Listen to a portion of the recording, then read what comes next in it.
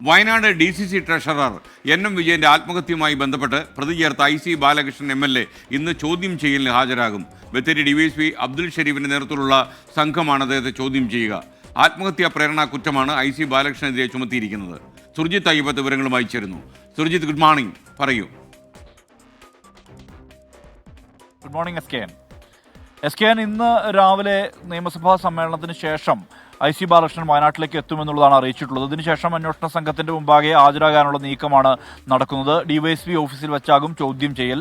അതിനുശേഷം അറസ്റ്റ് അടക്കമുള്ള നടപടികളിലേക്ക് കടക്കുമെന്നുള്ള തരത്തിലുള്ള വിവരമാണ് നമുക്ക് ലഭ്യമാകുന്നത്. ആത്മഹത്യാ പ്രേരണ കുറ്റമാണ് IC ബാലകൃഷ്ണനെതിരെയും ചുമത്തിയിരിക്കുന്നത്.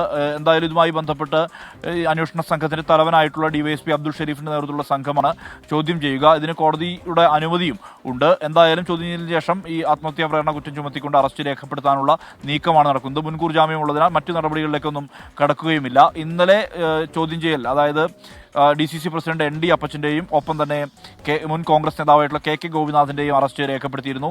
3 ദിവസമാണ് അവരെയും ചോദ്യം ചെയ്തത്. ചോദ്യം ചെയ്യലിന് ശേഷം ഗോപിനാഥിൻ്റെ വീട്ടിൽ പരിശോധന ഉൾപ്പെടെ നടത്തി. അവിടെ ചില രേഖകളെല്ലാം തന്നെ കണ്ടെടുത്തിട്ടുണ്ട് എന്നുള്ളതാണ് പോലീസ് തന്നെ വ്യക്തമാക്കുന്നത്.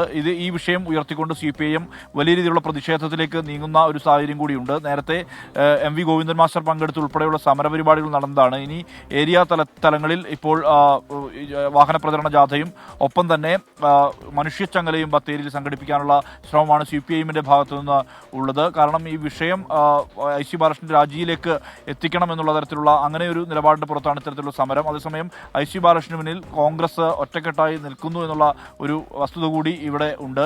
മാത്രമല്ല, ഇന്നലെ K സുധാകരൻ ഈ കുടുംബത്തെ നേരിട്ട് കണ്ടിരുന്നു. വീട്ടിലെത്തി കണ്ട് കുടുംബാംഗങ്ങളുമായി സംസാരിച്ചിരുന്നു. മാത്രമല്ല, ഈ ഇദ്ദേഹത്തിന്റെ ബാധ്യതകൾ, NM വിജയന്റെ ബാധ്യതകൾ ഉൾപ്പെടെയുള്ള കാര്യത്തിൽ പാർട്ടി അനുഭാവപൂർവ്വമായ ഒരു തീരുമാനമെടുക്കും. അതായത് ന്യായമായതെങ്കിൽ അത് ഏറ്റെടുക്കാൻ പാർട്ടി തയ്യാറാണെന്നുൾപ്പെടെയുള്ള കാര്യങ്ങൾ K സുധാകരൻ അറിയിച്ചു. ഇക്കാര്യം കുടുംബം സ്ഥിരീകരിക്കുകയും ചെയ്തിട്ടുണ്ട്.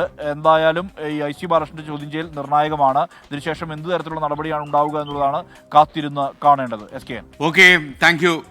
ലിജി ജോർജ് പറഞ്ഞു. Good morning SKN. Good morning Liji George. ഞങ്ങളൊരു മാമോദീസയ്ക്ക് പോവാ. കാഞ്ഞിരപ്പള്ളി കാറിൽ ഇരുന്ന് ന്യൂസ് കാണുന്നത് എന്നതായത് സുജാത മുരളി പറയുന്നു, ഈ യുഗം കലിയുഗം, ഇവിടെയെല്ലാം പൊയ്മുഖം. അത് പണ്ടൊരു പാട്ടല്ലേ?